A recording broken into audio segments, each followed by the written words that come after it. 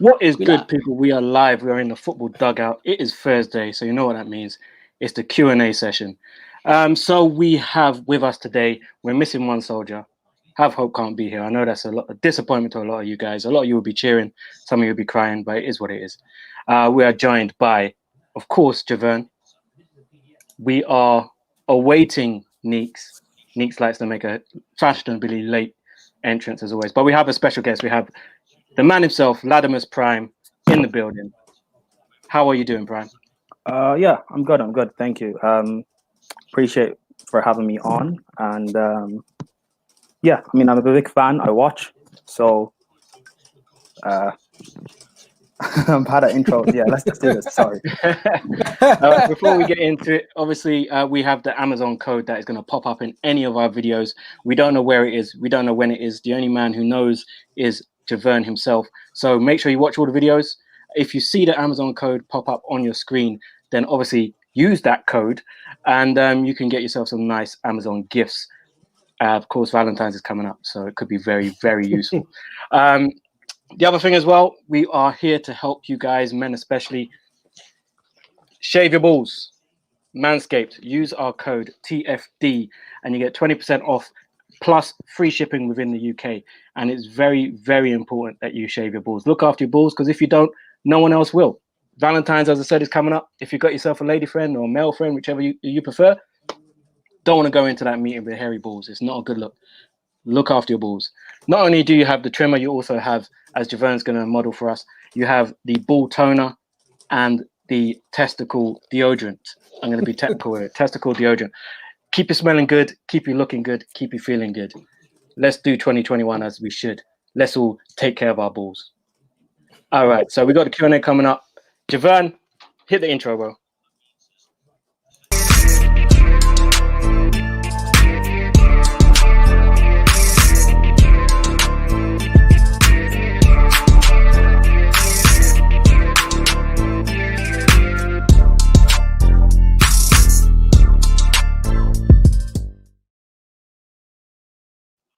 Yes, right, Q&A, let's kick it off. Let's get on with our first question.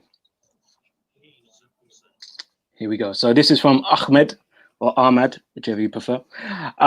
Does midfielders like Marco, I'm assuming he means Marco Verratti. I don't know, why have we done this HH thing where we only use people's first name? It doesn't say Marco on the back of his shirt, it says Verratti.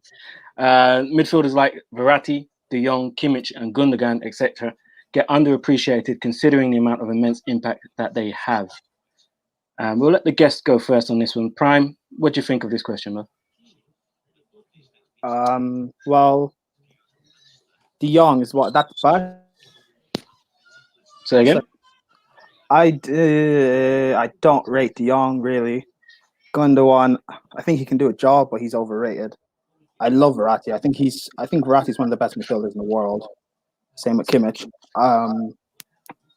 Yeah, I think there's something. Why is there an echo? Sorry, there's something wrong nowadays. I think some people, because you play in a say lesser league because it's not Prem, people underappreciate the jobs of people like a Kimmich or a Verratti, and if they get linked to, like for example, Thiago, because all of a sudden he gets linked to Liverpool and now he's at Liverpool, automatically that makes him the best midfielder in the world, which I don't think is the case.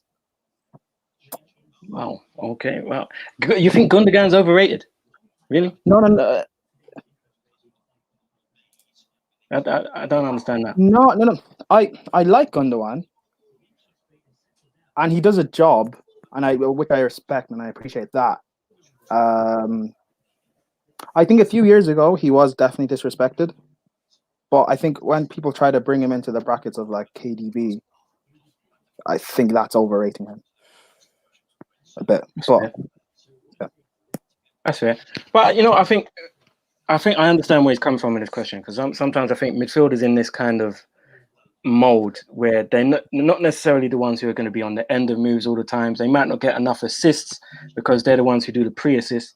You know, they do the jobs the ugly job. Do you know what I mean? They clean up, they recycle the ball and they get the move started. So we're in this age now where everyone's looking at goals and assists. Everything is goals and assists. Oh, but Gundogan's only got, although this season he's smashing it.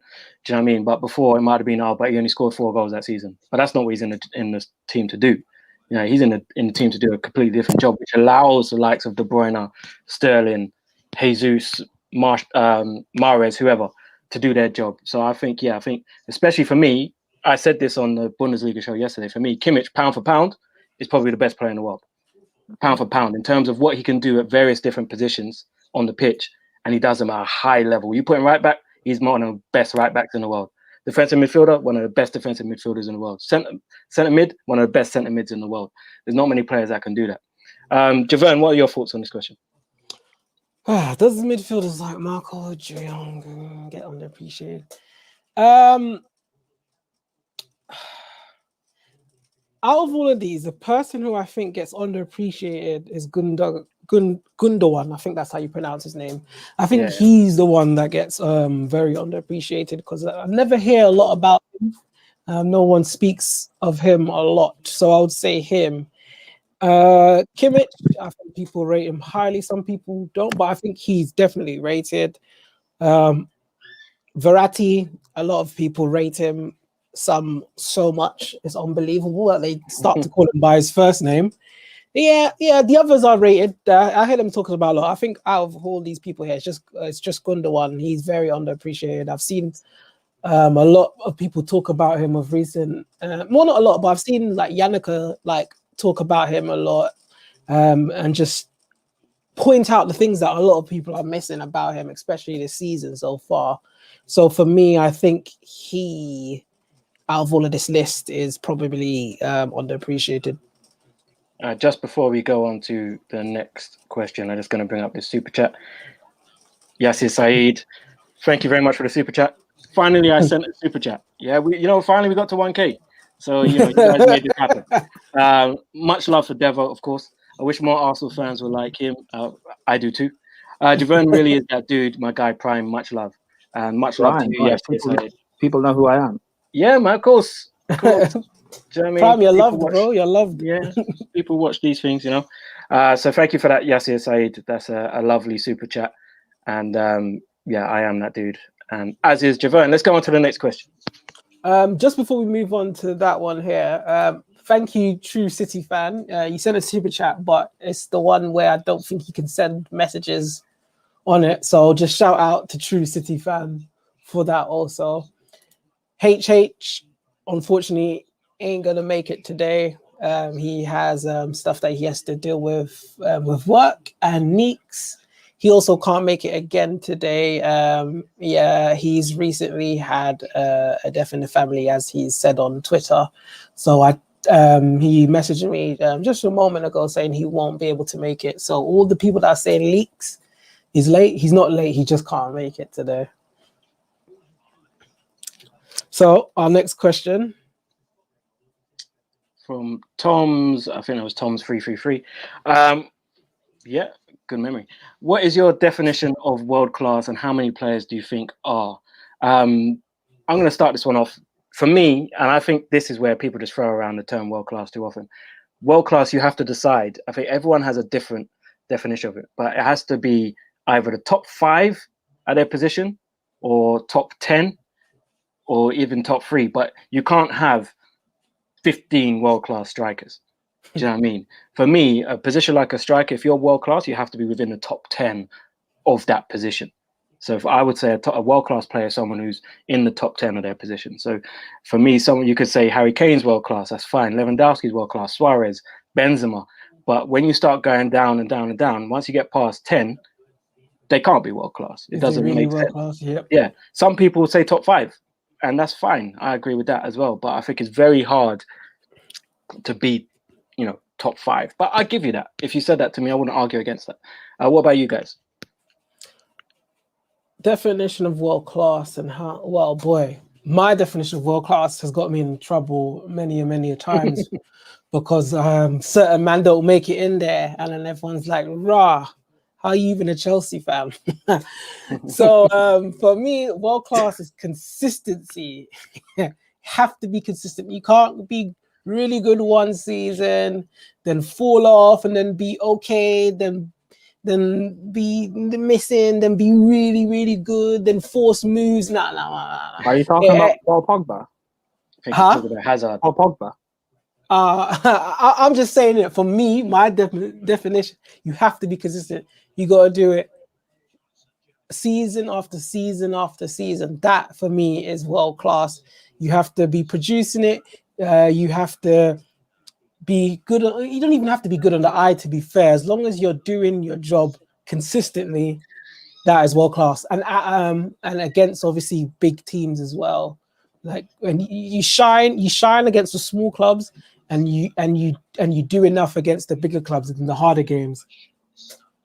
Yeah, I think you have to be not just doing your job, but you have to be consistently playing at a high level.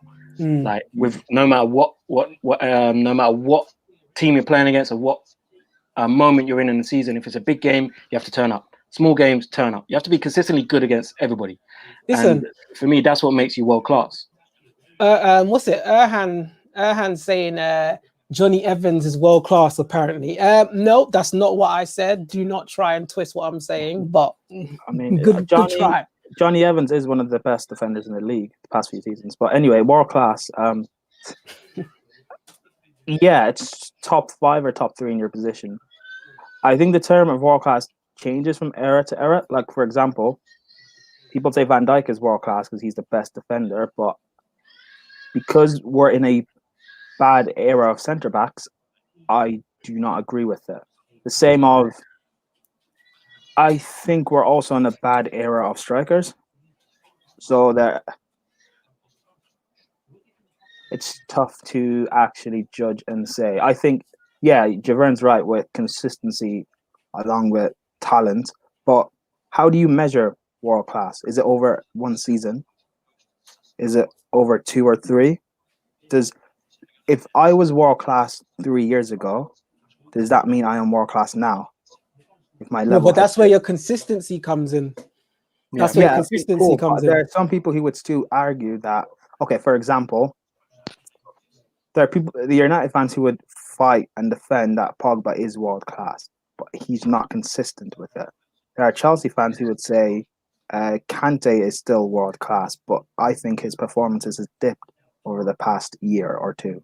There are Arsenal fans who defended Mesut Ozil for being world class, but he would have massive games where he would just dip and fade away. There are some people who think, for example, Sterling is world class just based on his numbers, but his all-round game isn't really that great. So, what do you judge on? You know, I think some people get confused with world-class talent and world-class players. Pogba has world-class talent because if you take and just look at his talent, there's not many players more talented than Paul Pogba. But can he produce week after week after week after week? No. Therefore, he's not world-class. You can have all the talent in the world, but unless you're able to translate that onto the football pitch, there's no point in you having it. So for me, world-class talent, which is what a lot of people get confused about, they say, oh, you know what? Ozil, world-class. Yes, he has the talent. Is he a world-class player? No, because he don't produce enough. So I think people get confused with this as well. Just to bring up this super chat again from Yasir Saeed. Says, once again, thank you for the super chat. Now, only 5 players in the world are world-class. Ramos, Messi, Neymar, CR7, and Lewandowski. Sorry to every Man City player, every Bayern player, etc. What do you think about that? Ramos, Messi, Neymar, CR7, Lewandowski. I don't include Messi and Ronaldo in the discussion because they're out of this world. No one then is world class compared to them. That's correct. Yeah, I agree. It's true. In terms of world, I hear what you're saying. The reason why I would say, as on a whole, yes, they're world class. But if we were to then now rank the world class players, I would say obviously Messi and Ronaldo are in a bracket of their own. But they are, in general, they are world class players. I don't think Neymar is world class at all. Wow. When did Barcelona last win Champions League? I mean, he's not at Barcelona, but I think Neymar. People sleep on Neymar because of his personality and his brand. Yeah, but that's he's the very problem. consistently brilliant. He's Mhm. no, but he will have when it's time for PSG to turn up. He will either be out with an injury or he just will fade away. Champions League finals is the stage where you're supposed to turn up, and he didn't. That sounds like Hope's still here. No, It's trust. no, but he It didn't. does. It And does. also, it's the same thing with Mbappe. He didn't turn up on that stage. Personally, I don't think Mbappe is a generational talent. Okay. I love it. I think I love it. he's Let's one of the go. best. Let's He's one of the best go. forwards in the world, but he's not a generational talent. I think Haaland is a generational talent, or Haaland's better than Mbappe. I guess I should say, or more talented. That's the right word. I think they're slightly different players, but I get your point. But I think Mbappe is generational because I don't think there's anyone else in his generation that has done or is doing what he's doing on a regular basis. I think Haaland is up there as well, but I think because they're two slightly different players, Haaland's generational for me as well. But there's that. All right, so shall we move on to the next question? Neymar's disrespecting way too much. Had to add Yeah, that I think in. he is. I think he is. What? No, but why is Neymar disrespected? I think people are angry at his attitude and his brand, but his football is actually good. But everyone is angry that he does these flary tricks, he falls over. So people are mad that he does that. So all of a sudden he is not world class because he does that. No, I'm not mad at that. Not saying you, but I'm just saying a lot of people. That's mainly one of the reasons why I feel like people hate him. I don't think so. I think the thing is with people is that he just again, he'll go through periods in the season where he's out injured or he just on stages where you need your best players to turn up, he just will go missing. Like if Neymar had played out of his skin in that final, but PSG still lose, then what more can he do? But it just seemed like he went invisible. I didn't notice he was there. The same with Mbappe. And just one more super chat before we move on to the next question. Again, from Yasser Saeed, thank you very much. That's my point, Prime. We can't put players in the same category as Messi and Ronaldo. If Messi and Ronaldo are the bar, then KDB isn't world class. And I kind of agree with that. That's why I've never really put those two in, because for me they're aliens. They're not even. So when you say world class, they're on a different world. The conversation about KDB might need to be had. We'll come back to it. I've got a show for you, bro. Don't worry. We're working on something. All right. This is from FTLOL Podcast. Thank you for the question. Who is your young player of the season so far? Who would like to go first on this one? What age?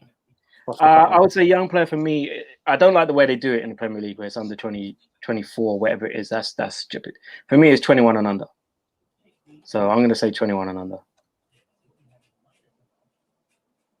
And for me, there's only one. It's Saka. And I don't care if you call me biased because I'm an Arsenal fan. But for me, it's Saka. May I ask, why do you say Saka? I think Saka's had probably the biggest impact of any teenager this season. He has been the standing light in a side that has struggled. He's not struggled. Sometimes as a young player, if you play in a poor team, you find it hard to rise above the crap around you. He's been consistent, no matter whether he's played on the right wing, left wing back. Do you know what I mean? He's been consistent in a team that has been dog shit. We're talking about this season, yeah? Because I think Saka has. I think only recently, so maybe the past month, he's started playing well. Wow. I think up until then he's been dipping in and out. Again, he's young, he's a kid, so I expect that. But I think what you're talking about is based off of last season. Because you look at Saka's stats this season. Callum Hudson-Odoi is just as good, and he doesn't play. What? Comparatively, it is actually. It's not that much. What are you on about? It's not that much, and that's the point. I don't think Saka's been breaking any records this season. He was brilliant last season, out of the world, but this season I don't think he's been overly amazing. And again, because he's young, he's had a dip. And also Arsenal had a massive dip as well. So that carried with it. So, and that's nothing against him. But this is what I'm saying. Even in our dip when we were rubbish, he was still playing well. I didn't know as much from him, I'll be honest. He was still playing well. He was one of the only players that were turning up every week. But I'm assuming that this is just in the Premier League because a lot of people in the comments are saying, people who don't play in the Premier League. So perhaps we do one in the Premier League and we do one just in general. So for me personally, there's quite a few. You can say Haaland because he's been phenomenal. Because it doesn't say the Premier League, so we can pick. So maybe name one from the Premier League and one just in general as well. I'm gonna say we can even say I see a lot of Lamptey. People saying Lamptey. There's quite a few we can go through, but I haven't really seen anything outside of the Premier League apart from Haaland. I've even started watching a few Dortmund games. I don't even watch games outside of the Prem, but I started watching a few just for this guy because this guy is so serious, man. He's sick. So for me, I'm gonna say Haaland outside of the Prem, and inside the Prem, I can't pick. I feel like maybe Neto. Is it Neto for Wolves? He's been okay. Don't talk to me about Wolves, man. Did you see that comment? Don't talk to me about Wolves. I saw a gal come out saying about referees are corrupt. No, not that one. The one by Erkan. Prime is basically HH without all the easy in Ken Island. Yeah. Okay. Wow. So who would you say then, Prime? One in the Premier League, one just in general throughout Europe or South America, wherever you watch.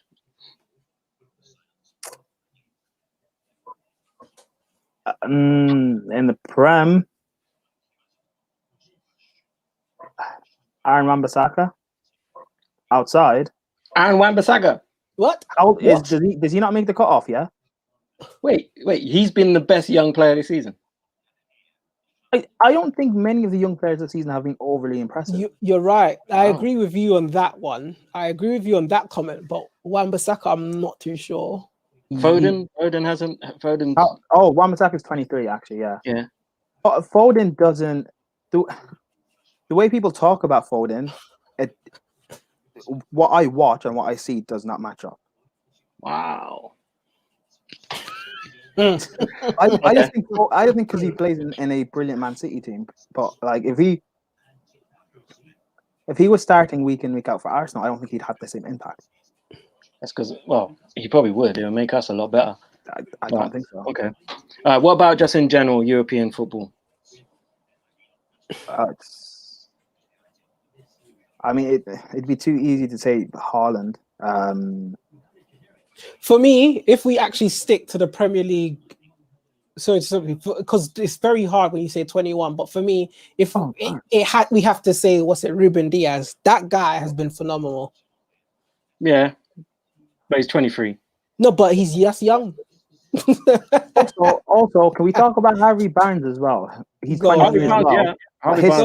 Go on, Prime. His stats this season are incredible. He's been Harvey one of the Barnes best wingers. He won't make the cutoff for the England squad, no. But I think James Justin as well for Turkey, because I think James Justin is 21, 22. I think Castagna. He had a great season for Leicester. So yeah. Fofana. Fofana's done well. Yeah. Pedri's a good shout for European. He's done really well at Barcelona. But yeah, Haaland for me has been the best young player in the world, bar none. The guy's just a machine. Okay, let's go on to the next question, please, Javern. Let's keep it moving. Thank you, Link Up TV, for this one. This isn't necessarily a question that they asked us specifically, but I took it. You have £10.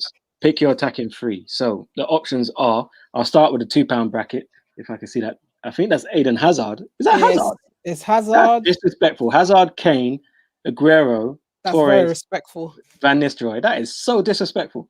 In the £3 bracket, you have Shearer, Cole, Van Persie, Bale, and Rooney.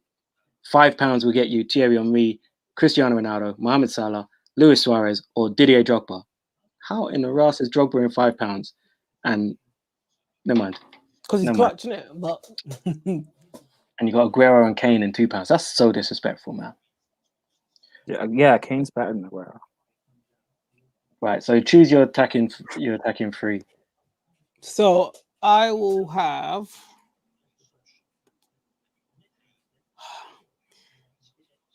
I can't pick Suarez because he's racist.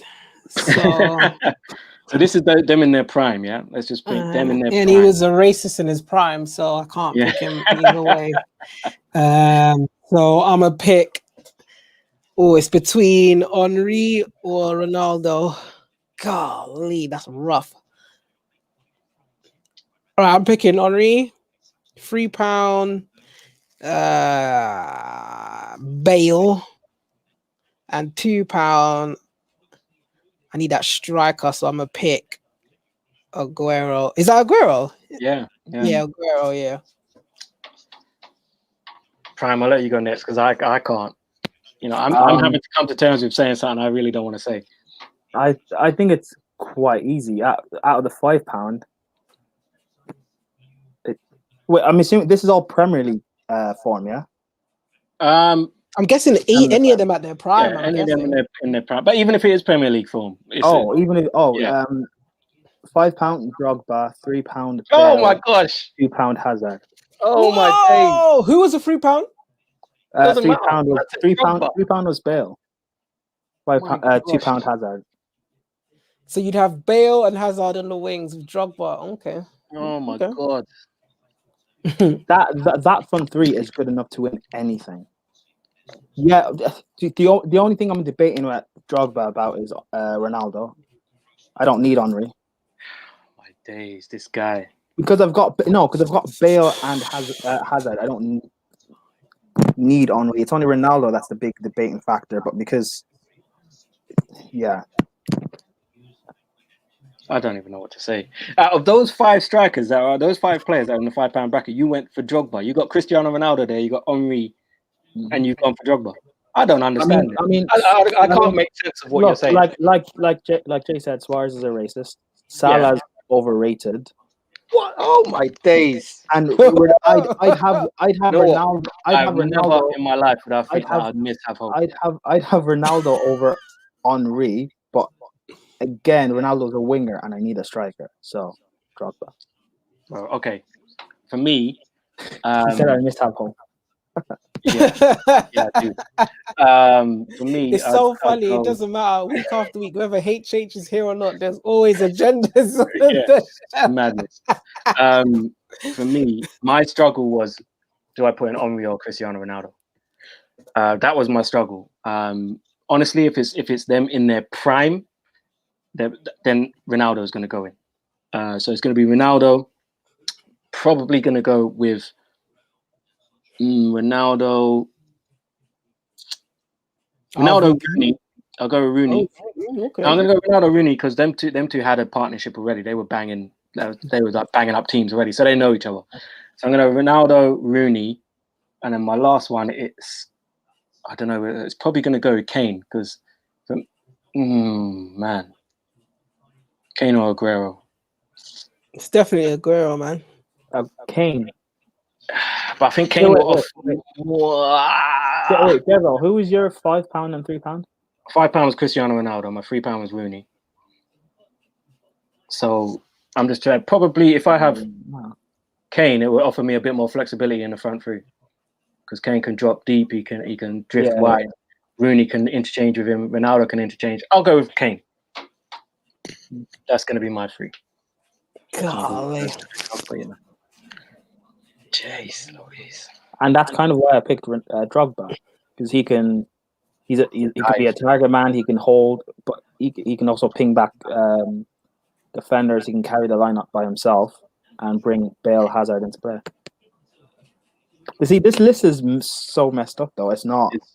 It's a bit out of whack. But all right, cool. Let's move. Next one. We keep moving. Adaj 3, good friend of the show. Who are the top 3 most entertaining players in world football right now? #football dugout, #Neymar. And we have another super chat from Yasir Saeed. Cristiano Ronaldo, Hazard, and Torres buy a pop with the pound.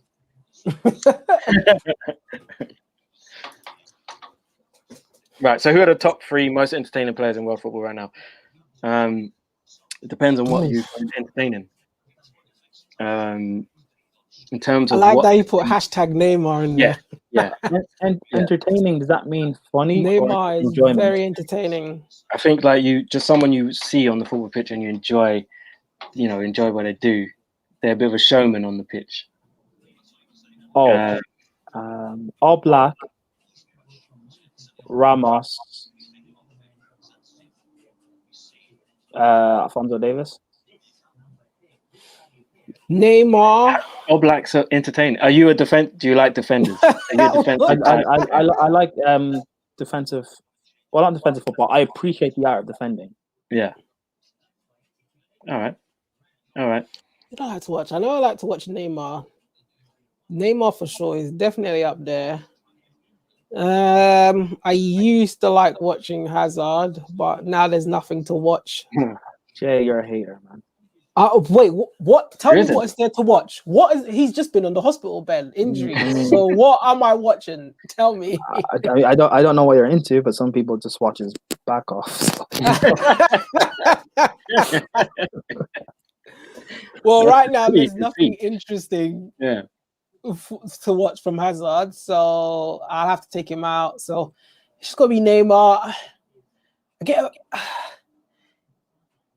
Callum Hudson-Odoi starting to break in there for me because I like to see what he's. I can't pick. For me, the only footballer I can actually enjoy watching and I don't really get too mad about is Neymar. Really, I can't pick the other two. For me, it's Messi. Messi is one. I always enjoy watching Messi when he can be bothered to turn up. So maybe he's not the most entertaining right now, but Messi is someone I love watching. Kimmich, I love watching Kimmich play. He just makes it look so simple. I like watching because I used to play in midfield, so I like watching midfielders who can just take hold of a game and just do what they want to do, and they make it look kind of effortless. Another one, I would say Jack Grealish. I know quite a few people in the comments, but Jack Grealish is one of those ones who just effortlessly strides across the pitch. I like them players who play with their socks rolled down, tiny shin pads, because they're ballers. When them man turn up and they got their socks around their ankles, these man are ballers. So those are my three. Here's another one. I'll add. I used to love watching Diego Costa. I love how he'll rile people up, get them sent off, get them mad. That's what I like to see. I like to see fun on the pitch, and I love to see like a good game. People probably looking for fights. I used to love when we played Tottenham and they lose their mind and it's fights. I miss those days, man, where something happens, fights breaking out on pitch, everyone's having to hold back people. That's what I love to see on the pitch, man. Because people, there's passion there, and like someone's angry, I'm screaming.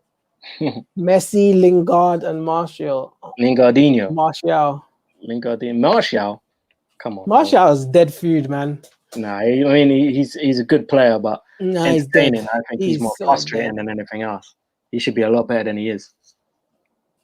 All right, Mr. J, let's move on. Let's keep this show on the road. All right. Red Devil Studio, another friend of the show. Big up Red Devil Studio. Who is the most improved manager of the season so far? For me, it's got to be David Moyes, as much as that hurts me, because I think he's a dead manager. He is doing absolute wonders. Actually, you know what? No, I'm not going to give it to David Moyes. Actually, I'm going to give it to David Moyes. But special shout out to Dean Smith as well, because Dean Smith, them boys almost got relegated last season, and they're doing absolute bits up until recently. So shout out Dean Smith. But David Moyes probably, he's got them man basically in the top 4. It's mad. I don't know what's going on. This world's crazy. The most improved manager of the season. What's that guy's name? Wilder. Improved. Yep. Bro, they only just put points on the board yesterday. Them man were like 6 or 7. Devil, you know I have a thing against him, but I just wanted to point out how trash he is. The most improved, I might have to give it to David Moyes, because at the start of the season, I said West Ham are getting relegated. And I was like, yeah, they're gone. And then everyone's asking me, like, telling me to put some respect on Moyes. I'm like, what, man? They're gone, man. And then when he was away, when he had COVID or something, and then the team was winning. When he came back, I think they drew and lost. I was like, I ain't got no respect for this man. Here we are, 20 games in or so, almost 20 games in. Wait, yeah. I think it was 2021, isn't it? 20 games in, and golly, the guy's all the way up there. You know what? I have to give it to him. I'm wrong. He's doing the thing with this West Ham team. What he's doing, I don't know. But boy, I would have to give it to him so far. I'm gonna think, but in reality, it's probably not gonna be him. Because we're looking at the teams of like Aston Villa, they were also they were down and out last season. Literally, what saved them? The Hawkeye saved them, because if that went through, they probably would have been out. So Hawkeye saved them, and where they are now is not bad. It's not bad. So gotta give it to them. But obviously, it's not the end of the season yet. But they can all fall off and lose the rest of the games for the rest of the season. So I can't say who's the most improved. But so far, like the question says, so far, it's got to be one of those two, because has Klopp improved? No. Ole Gunnar Solskjaer, he's a shout for him, because no one expected Man United started off so poorly, and now they're joint first or second, whatever it is they want to say, 21 and 21. So so we can give him a shout. But yeah, it'll probably be between those three, because Lampard's sacked. Arteta is down there, so I can't really say they've improved. So yeah, it's got to be those three for me, really. All right, and Prime? I think it's got to be Ollie.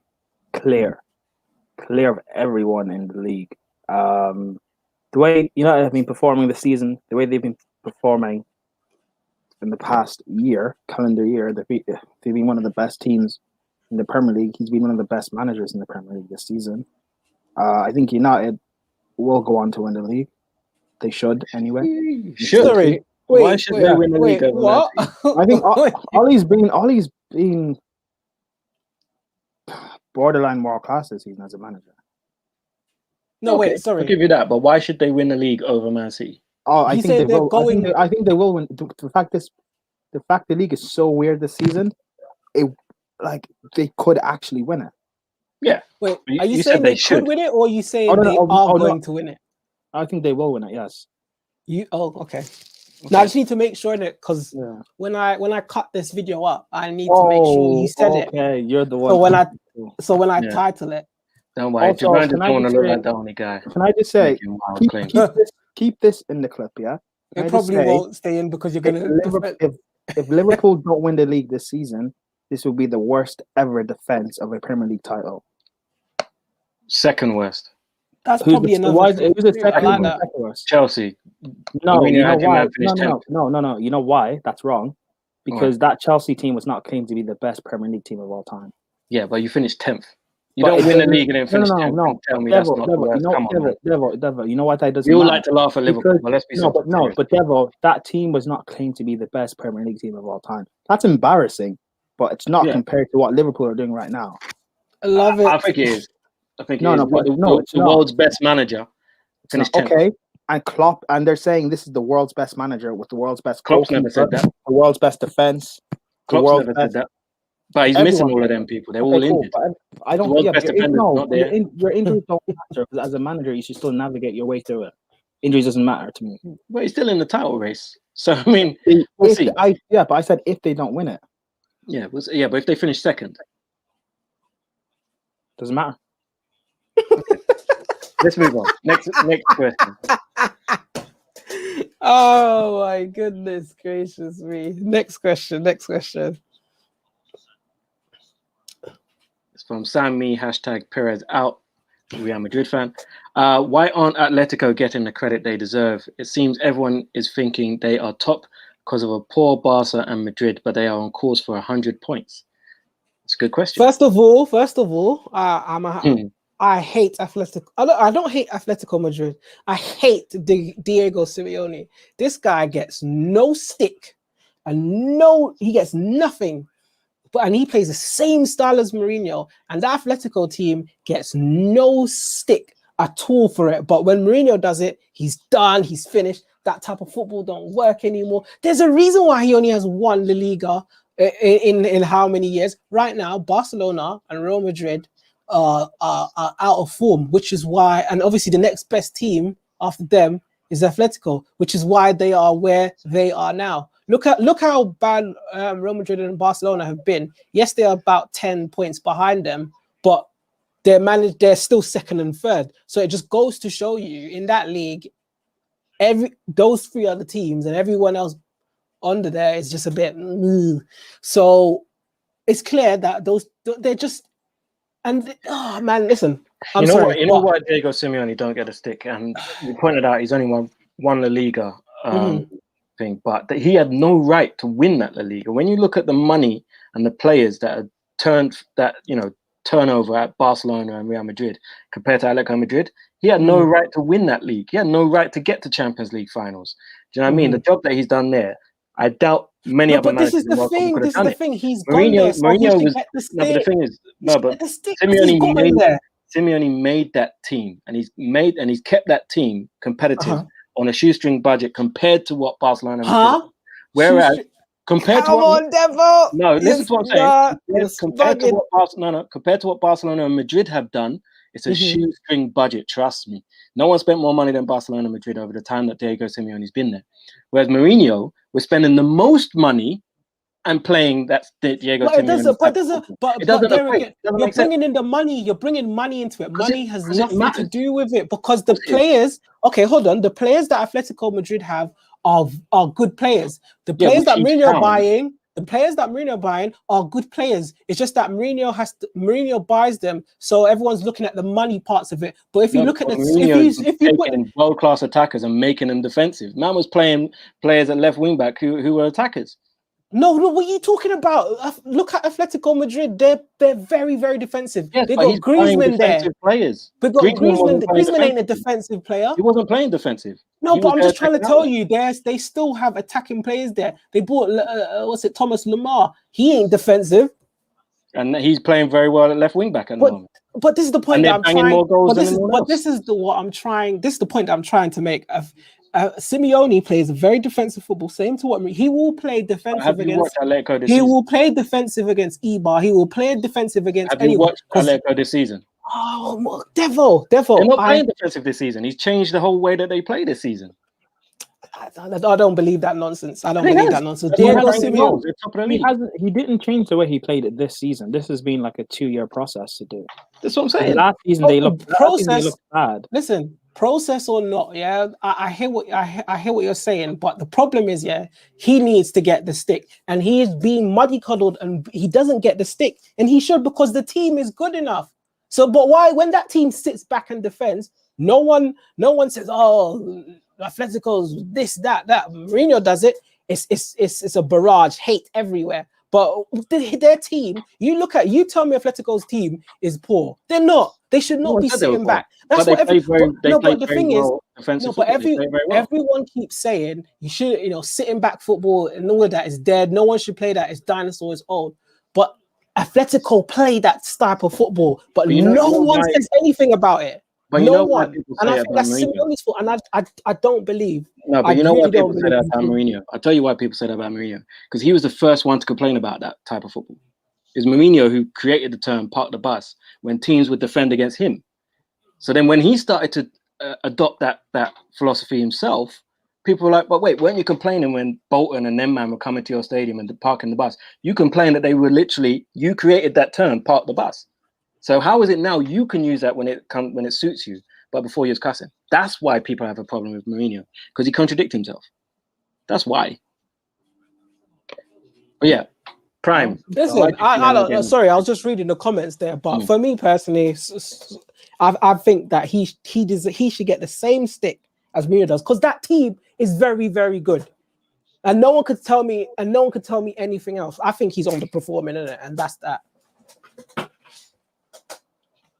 Go on, Prime. Diego Simeone is one of the best managers in the world.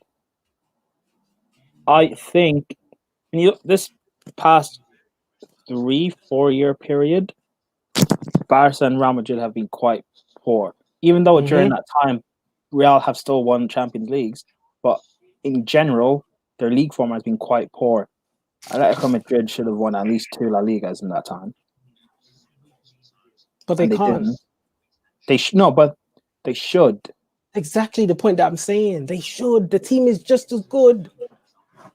But the difference is they never had a Messi. But again, that doesn't matter. The Messi factor doesn't matter because you look at Barca right now, or the past 3 years, they haven't done anything really.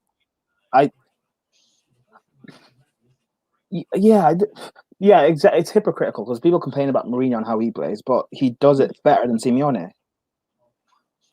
He also does it in a different league. But Jose did it in La Liga. But he didn't play. He didn't play that defensive style in La Liga because he didn't need to. Simeone doesn't need to play this defensive style. Tell me why he's playing this defensive style with those players that he has. He only needs to play it 4 times a season in La Liga. Trust. But barely 4 times a season, maybe twice a season. In Europe, are there many better teams than Atletico out there? You could say Bayern Munich. Real Madrid aren't that great. Barca aren't that great. Juve are not that great. Inject. Dortmund, they're inexperienced. Man City are not that great. Liverpool are not that great. And this is I'm talking about the past 3-4 year period. Atletico should have a Champions League in that time as well. Well, they should have won the Champions League. They were very unlucky in that game. Right, let's go on to your next question.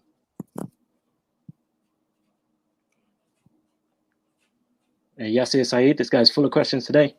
Hi, United fan here. Can someone honestly explain why David Luiz got a red card and why the FA decided to rescind Jan Bednarek, which was more of a foul red card than David Luiz and not David Luiz? Is it because it is David Luiz? I'm interested to get you guys' thoughts on this because I have my own thoughts. And no, it's not that there's a conspiracy against Arsenal, but something strange. So I'd like to hear your view on this. I think it's bad refereeing. No, actually. I didn't watch the United game, really. So I don't know about the Bednarek red. But in terms of David Luiz, it's soft. Is it a penalty? Yes. Soft, but it is a penalty. Is it a red card? I don't think so, because I don't think there's enough contact for it to be a red. However, it is denying a goal-scoring opportunity, and Luiz is the last man. So it makes sense for it to be a red card. However, it is soft, but it makes sense. Japan?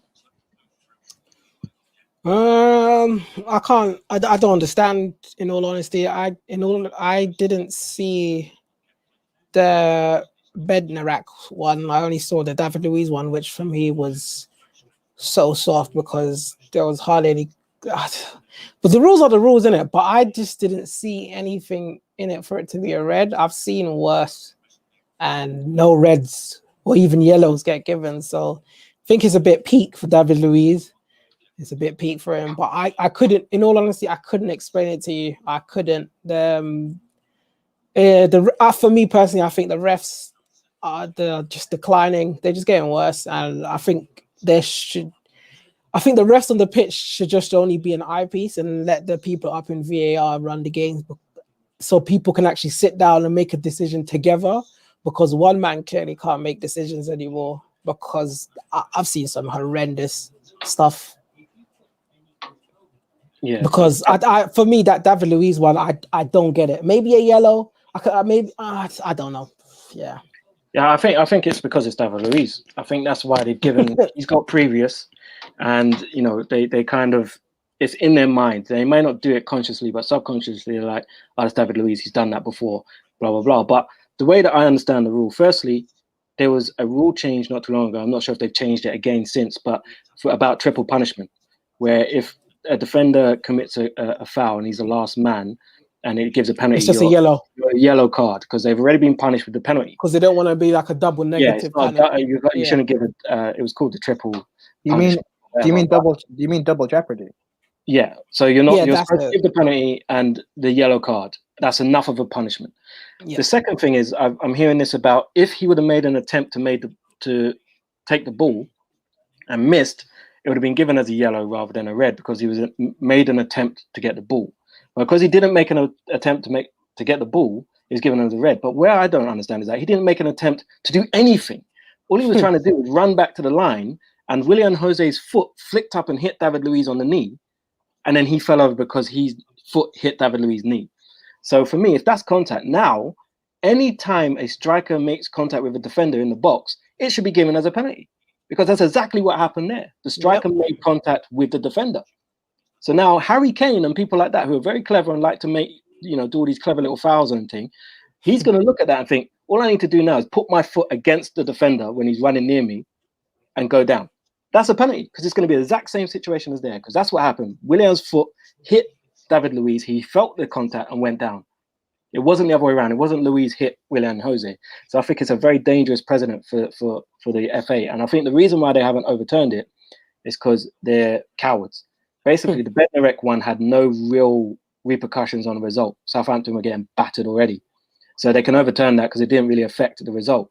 Whereas our one, we were 1-0 up on the stroke of half time. If they don't give that penalty and David Luiz doesn't get sent off, chances are we go on and win that game. But that decision changed the game. So if they were rescind that, that's them admitting they got it wrong and they cost us points. So instead of do that, there's your punishment. So I think that's what's happened. I think the FA are cowards. Well, not corrupt, but cowards. Let's move on to the next one. We've got a few more questions, I think, before we get out of here, before the Tottenham Spurs game. From, I think, Matt Belindo, Barcelona fan. Who are your top 5 players across Europe this season so far? For me, in no order, De Jong, Salah, Son, Lewandowski, and Kimmich, in my opinion. Also, if you don't like De Jong, just know he's done more than Marco. I'm assuming that's some sort of dig at Have Hope. So top 5 players across Europe this season. For me, I would say Kimmich, but he's missed quite a lot of football, but I just like Kimmich. So I'm going to say Lewandowski for sure. I think Lewandowski's had a great season. Who else could you put in there? I think Salah's had a great season, though he's dipped recently. It's a tough one, I think if you're going to put Son in there, you should probably put Kane in there because Kane and Son have pretty much been at the same level for me. I would say across Europe, Haaland, yeah, of course. Haaland, Kane, Son.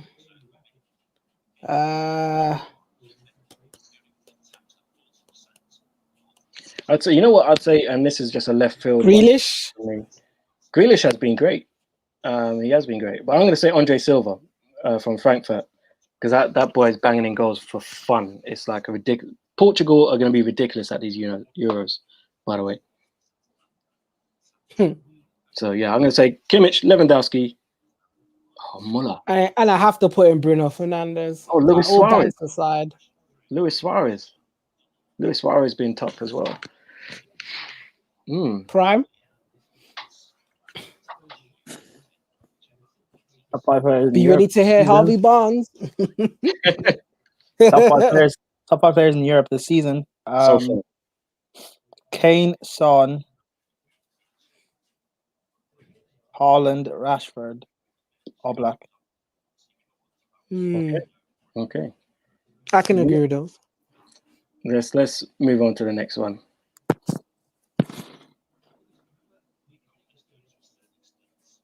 All right. Here we go. All of these Premier League players in their Premier League prime. You have £10. Pick your midfield free this time. So £2. Is that Michael Carrick? I think that's Michael Carrick, Modric, Santi Cazorla, Paul Pogba, Fernandinho, and is that Makelele, I think? That last one. And then £3 you have David Silva, Cesc Fabregas, Paul Scholes, Kante, Ozil, and Xavi Alonso. £5 you have Vieira, Gerrard, Kevin De Bruyne, Lampard, Roy Keane, and Yaya Toure. Boy, that's a tough one. Ooh.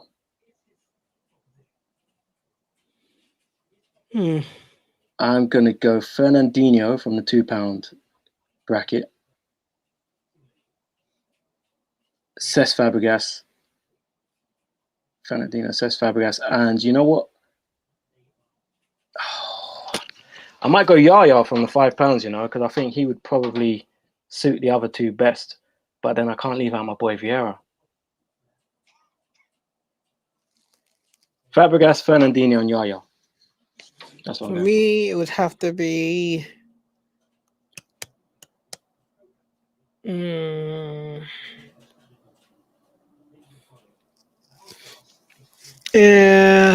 the £2 Makalele. £3 Fabregas for sure. And because I have Fabregas, I don't need De Bruyne, so I'm a pick. I mean, someone that will drive forward. I think it will be Yaya Toure. Power, you know, as they like to say it, pace and power in that midfield right there. Prime, who are you going for? Skulls, you know. £2 Makalele, £3.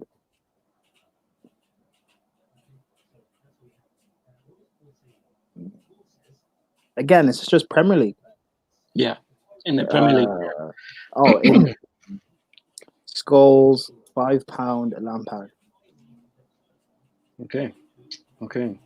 Well, we know Scholes and Lampard can't coexist. We saw that in England. You can if you have a DM. Okay. Is Jared on this list? He's on the £5. He's on the £5. Yeah. Why? Too expensive. Why? Because he's one of the best midfielders in Premier League history, bro. Okay. All right.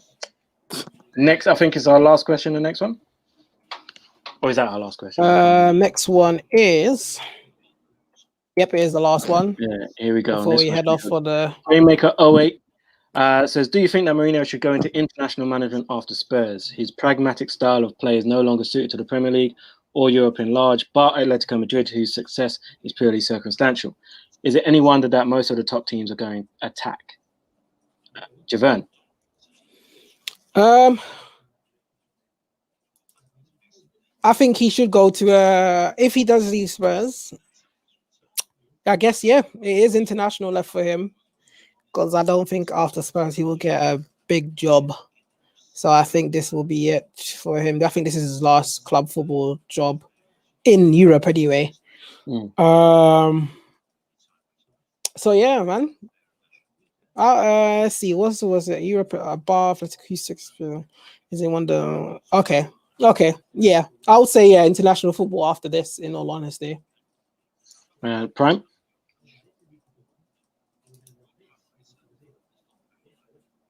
You're on mute. My bad. Yeah. I think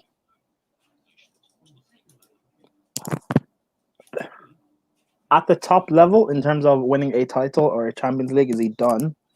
Yes, probably. But I still think he can do I don't think he's completely finished at club level. Anyway, if he goes into international management, he has to be careful and choose his job correctly. Some people would say manage England. I don't think England have the players ready for him as of yet. Maybe he could go to Uruguay and do a job. I know he wants to manage Portugal eventually.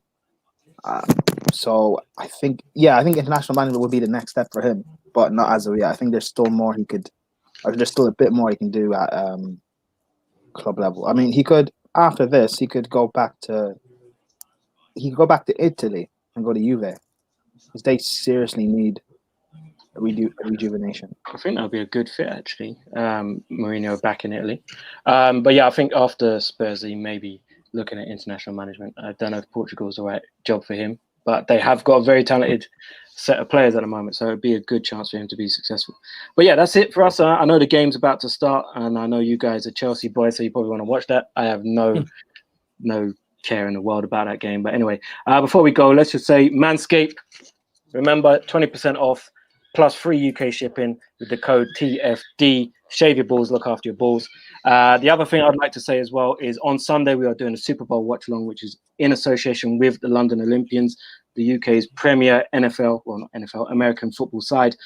So we'll be live on this channel from 11 p.m. Straight away through the Super Bowl for the watch along. So if you can join, do so. Thank you for watching. Make sure that you hit the like button, subscribe if you haven't subscribed, tell your friends to subscribe, tell them to hit the notification bell as well so you can tell every time we're going live and we have shows coming up. So thank you, Prime, for coming on and you know, taking the place of Have Hope. You've done very well on that regard. Hey, if you guys want me to come back on and replace him permanently, I'll, you know. Yeah, we'll negotiate. We'll negotiate. But yeah, that's it. Football's about to start, so let's get out of here. Thank you for watching, guys. Peace.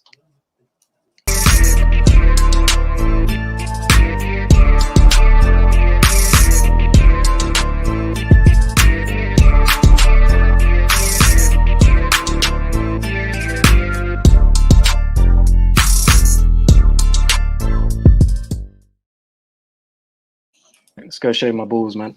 I'll see you later.